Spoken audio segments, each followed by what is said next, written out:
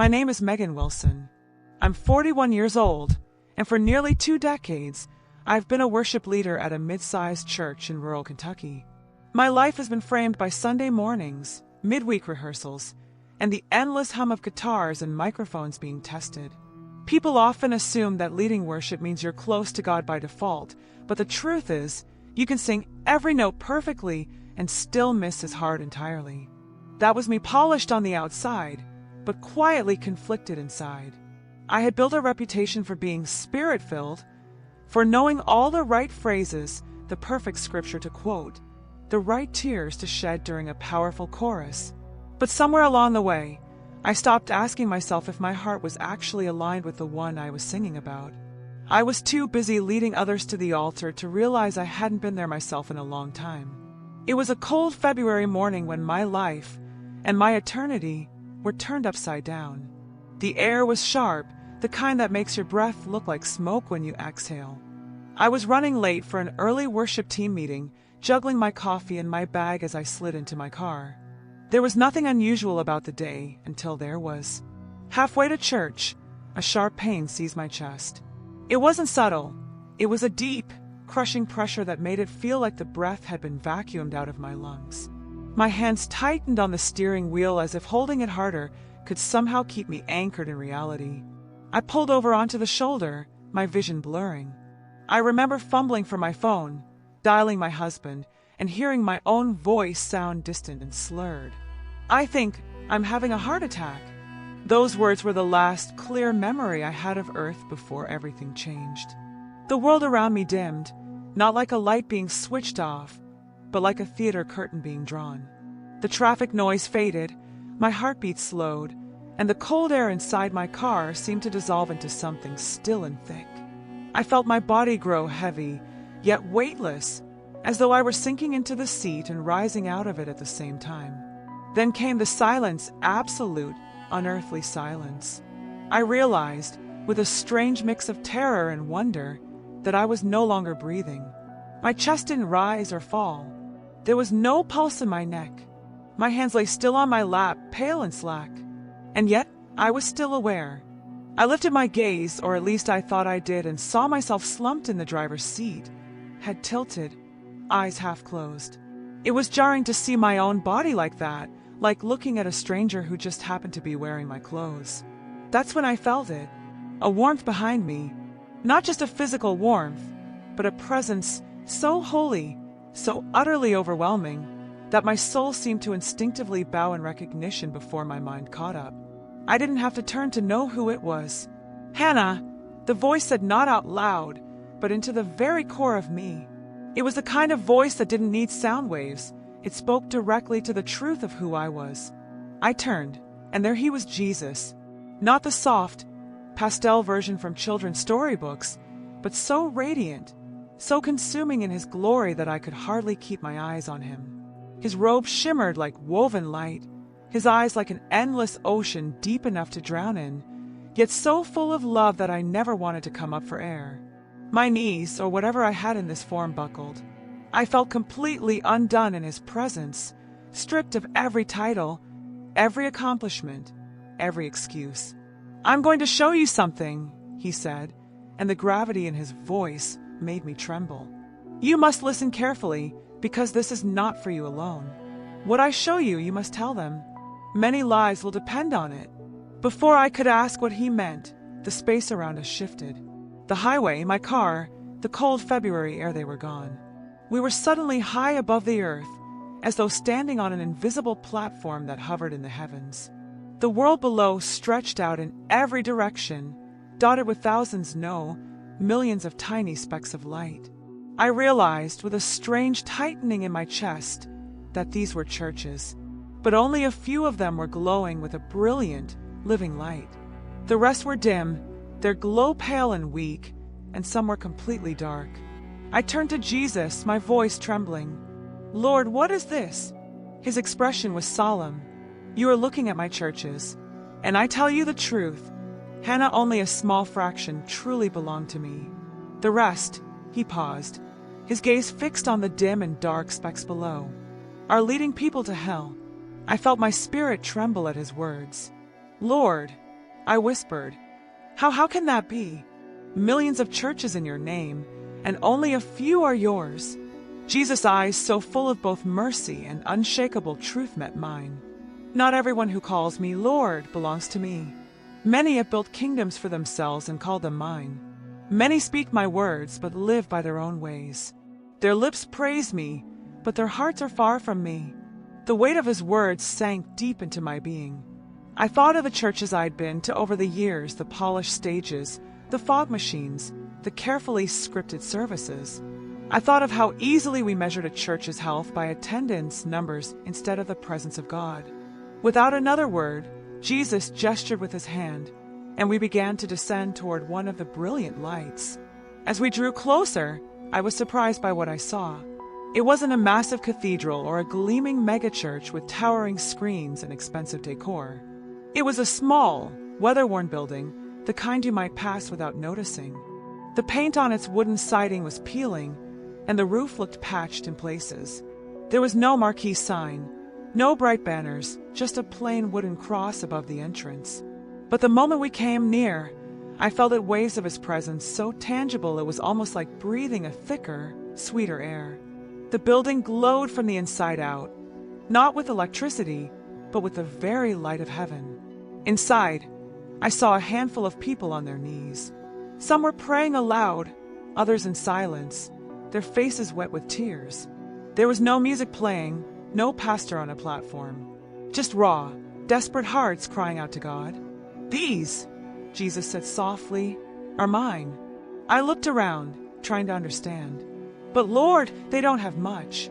No programs, no big ministries, no budget. How are they different from the others?" He smiled, not the kind of smile that brushes off a question, but one that draws you deeper into truth. "Because they have me. They are not trying to impress the world. They are not trying to market my name as a product. They hunger for my presence more than they hunger for comfort, recognition, or numbers. Their worship is not for show, it is the overflow of love." As I watched, one elderly woman whispered a prayer so simple it almost startled me. "Lord, we just want you." No eloquence, no performance, just pure yearning. And the light inside the building seemed to intensify at her words. I realized, with a pang in my heart, that in my own ministry I had often craved applause more than intimacy with God. I knew how to stir emotion with a perfectly timed key change, how to make a congregation feel like they'd experienced worship without them actually encountering him. Jesus' voice cut gently through my thoughts. "Hannah, understand this: the power of a church is not in its size, its budget, or its influence in the world. The power of a church is in its surrender to me. Without that, no matter how impressive it looks, it is dead." We stood in silence for what felt like a long time, just watching those few souls pray. I realized there was a holiness here that no human could fabricate. It wasn't about the room or the music or the lighting, it was about the heart posture of the people.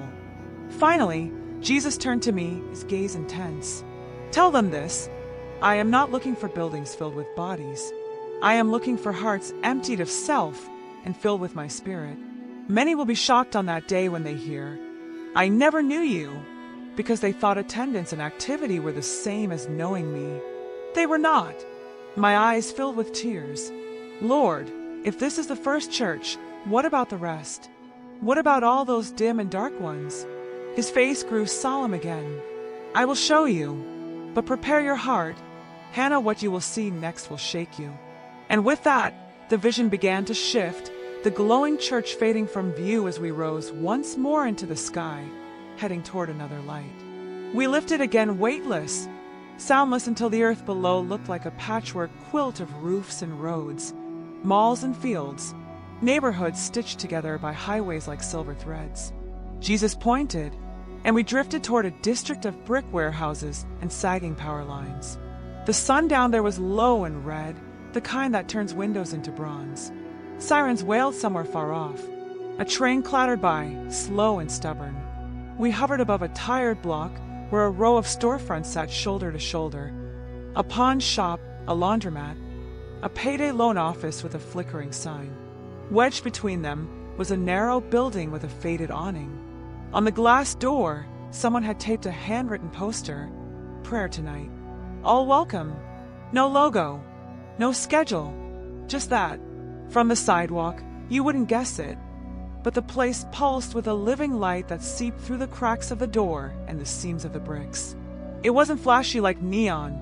It was warm and steady like a heartbeat. We passed through the door as if it weren't there. Inside, the floor was scuffed linoleum, the walls a patchwork of mismatched paint. Plastic chairs formed crooked rows. A wooden cross hung slightly off-center behind a mic on a bent stand. A coffee urn hissed quietly on a folding table. There was nothing beautiful here except the presence of God, which lay over the room like rain on parched ground. About 30 people had gathered. I saw faces lined with hard years, a single mother swaying with a toddler asleep on her shoulder, a man with jailhouse tattoos and eyes that never stopped scanning, an elderly couple holding hands so tightly their knuckles were white, a teenager with a basketball under his chair had bowed so low his chin nearly touched his chest. No one looked like a donor. No one looked like a get for a church newsletter. And yet the room glowed as if gold had been poured into the cracks. A woman with a crooked bun and a thrift store dress stepped to the mic. She wasn't a singer. I say that as a woman who has spent half her life arranging harmonies. This woman did not have the voice. But when she opened her mouth, truth walked into the room. She sang an old hymn, slipping on a few notes, missing a cue, and still the air grew heavy with holiness. I felt my spirit lean forward like a plant toward light. Who are they? I whispered. My remnant, Jesus said. His eyes were on the people, tender and fierce. This is the church that bleeds. I looked again and saw it, not with physical eyes, but with whatever sight the soul uses in heaven's light. Threads of compassion stretched between these people like invisible veins, carrying life from one to another.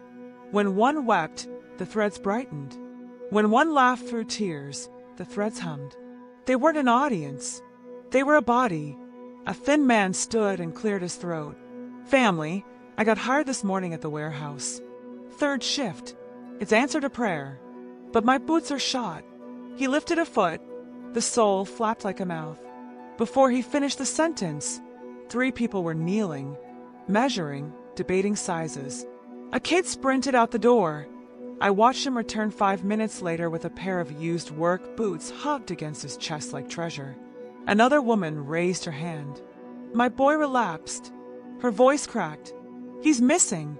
The room moved, some to pray around her, some to the corner where a hand-drawn map of the neighborhood was stuck to the wall with blue tape. Names were written along the streets in Sharpie. They circled a few corners, planned who would check where. It was messy, immediate, costly. This was not a church that scheduled mercy. They practiced it like breathing. This, Jesus said softly, is the second church that is mine. Those who carry one another's burdens until the load leaves marks on their shoulders. I thought of my church budget meetings, the way we debated lighting rigs and streaming packages, the way we sighed when benevolence funds ran over. I thought of the emails where we called generosity of value while keeping our hands clean. A quiet grief passed over me. What makes them shine so bright? I asked, though I already knew. They obey, he said. They take my words literally when I say, love one another as I have loved you. They forgive as they have been forgiven. They reconcile quickly. They confess sins to each other and pray, and they do not weaponize confession. When discipline is needed, it is for restoration, not spectacle. They honor the poor. They refuse partiality. They refuse to call greed wisdom and selfishness stewardship. He gestured gently toward the back. I turned and saw a corkboard crowded with crumpled index cards, edges greasy from too many fingers. Needs was scribbled across the top. One card, Tuesday watch Maria's kids, court hearing, 9 to 12. Another, need rides to dialysis Thursday/Friday. Another, rent short $120 will pay back when work starts. Next to it, another board, praise Joe sober 47 days. New apartment for Wanda. Miguel home from jail wants to be baptized. The ink ran in places from tears. Do they get everything right? I asked, seeing the chipped paint, the off-key songs, the amateur sermons typed in 16-point font. No, Jesus said, "But they get the one thing that matters, me. They love me, and they love each other in truth. Their theology grows because their obedience is first." Many churches debate love while refusing to practice it. These practice love, and in doing so, come to know my truth. He turned me toward a window. Across the street, another church blazed with LEDs and sharp branding. Its parking lot was full. Inside, a stage glimmered. A preacher laughed at his own jokes while a camera tracked him with a silky pan. On the surface, it was excellent. But when I looked with heaven's sight, I saw smoke without fire. The people's eyes flickered with momentary excitement, then dimmed as soon as the applause faded. Their needs never made it past the lobby. Their shame never made it past the smile. "What is wrong there?" I asked, throat tight. "They perform community," he said, grief woven through his voice. "They sell the idea of belonging but keep their hearts locked. They do not intend harm, but they have traded the cross for comfort. They will tell you how to live but will not share your rent. They will call you family and forget your name by Tuesday." Back in the storefront, the thin man laced up his new boots while 3 others knelt to pray over them like armor. A woman began to sing again, shaky and brave. The toddler stirred, sighed, slept on. "The church that bleeds," Jesus repeated, as if sealing the name over them. "Tell them this is my body on the earth. Not polished, not safe, but mine." The room blurred. The light gathered us up again, and we rose. My heart ached with a strange mixture of hope and holy fear. Hope because I had seen the real thing. Fear because I knew how easily we counterfeited it. Above the city, the night unfurled, studded with lights. Jesus lifted his hand toward another glow in the distance, different from the first 2, steady as a lighthouse. "Come," he said. "You must see the third."